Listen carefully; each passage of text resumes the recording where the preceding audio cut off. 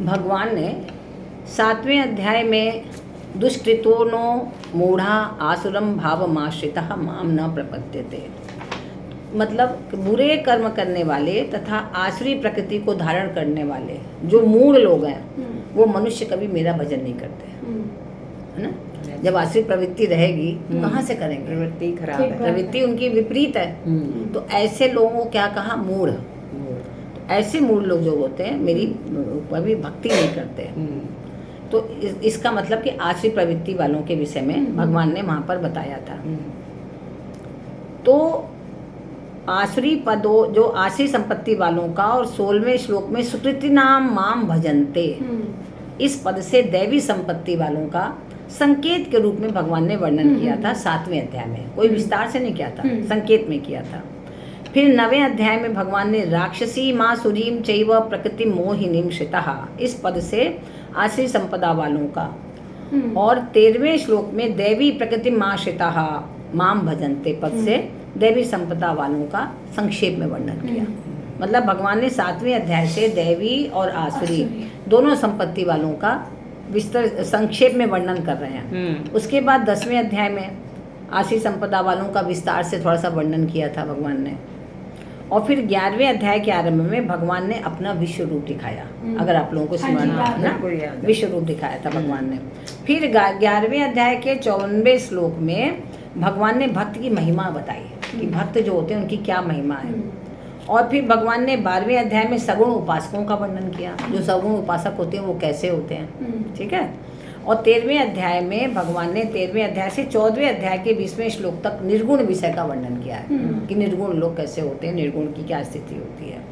फिर उसके बाद भगवान ने अव्यभिचार से दैवी संपत्ति और व्यभिचार से आसुरी संपत्ति का संकेत दिया। अव्यभिचारिणी भक्ति और व्यभिचारिणी भक्ति, इन दोनों के माध्यम से बताया। तो वह अव्यभिचारिणी भक्ति कैसे प्राप्त हो ये बताने के लिए 15वें अध्याय का भगवान ने प्रारंभ किया, है ना, कि हम अव्यभिचारिणी भक्ति कैसे करें। इसके विषय में 15वें अध्याय में भगवान ने विस्तार से हमें बताया है। तो 15वें अध्याय के 3 श्लोक में भगवान ने कहा असंग शस्त्रेण दृढ़ेन छित्वा, कि आसुरी संपत्ति के कारण रूप जो संग है, संग क्या है, हमारी सब चीजों में आसक्ति और संग्रह की भावना, इससे हम असंग हो जाएं, है ना, उसका त्याग कर दें। तो ये असंगता से प्रकट होती है क्या, दैवी संपत्ति। क्योंकि हमारे हृदय में जो मोह है, जो त्याग की भावना नहीं है, जो संग्रह की इच्छा है, तो ये सब क्या करती है, दैवी संपत्ति प्रकट नहीं होने देती।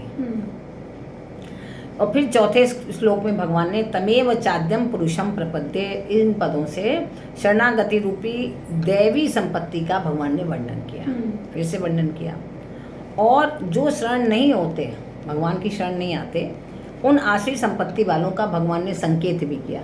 ऐसे आसुरी संपत्ति वाले क्या करते हैं, क्योंकि उनके हृदय में इतना मोह होता है, इतने आप समझिए कि वो राजसिक प्रवृत्ति में इतने वृत्त हो जाते हैं, एकदम चित्त उनका उसमें लग जाता है कि उनको कुछ भी अच्छा नहीं लगता। आपको अरे कथा बता हमें नहीं सुननी है, ये सब फालतू की बातें हमसे मत करिए, आप करिए, आपको कौन मना कर रहा है। आपको ऐसे रूढ़ शब्द में बोलेंगे कि आप उनसे दोबारा कहीं ना, है ना, ये कहेंगे अच्छा चलिए चलिए आप कथा बता करिए, हमें तो अपनी किटी विटी मानने ले, जीने दीजिए हमको, ऐसे कहेंगे हमें जीने दीजिए।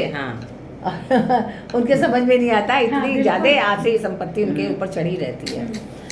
तो अब जो है भगवान इस 16वें अध्याय में दैवी और आसुरी संपदा का विस्तार से वर्णन करेंगे कि दैवी संपत्ति क्या है और आसुरी संपत्ति क्या है। श्री भगवानुवाच अभयं सत्व संशुद्धिर्ज्ञान योग व्यवस्थितिः दानं दमश्च यज्ञश्च स्वाध्यायस्तपःजवम्। 15वें अध्याय के 19वें श्लोक में भगवान ने कहा कि जो मुझे पुरुषोत्तम जान लेता है ना, भगवान ने पुरुषोत्तम के विषय में विस्तार से वर्णन किया था, वो सब प्रकार से मेरा ही भजन करता है। फिर हटेगा क्यों, जब उसको समझ में आ गया कि पुरुषोत्तम ही सब कुछ है, तो उनसे फिर दूर हो ही नहीं सकता, फिर उनको फिर शरणागत हो ही जाता है वो, और फिर भगवान का वो अनन्य भक्त हो जाता है। इस प्रकार एकमात्र भगवान का उद्देश्य जब हो जाता है तब साधक में दैवी संपत्ति जो है स्वतः प्रकट होने लगती है। प्रकट करनी नहीं पड़ती, उसके लिए कुछ क्रियाएं नहीं करनी पड़ती, अंदर से अपने आप ही प्रकट होती रहती है। कहते हैं ना, नाम का प्रकाश जब अंतर जगाएगा, प्यारे प्रभु के तू दर्शन पाएगा। तो वो नाम का प्रकाश अपने आप ही प्रकाशित कर देगा हमें किसी और सहारे की आवश्यकता नहीं पड़ेगी फिर।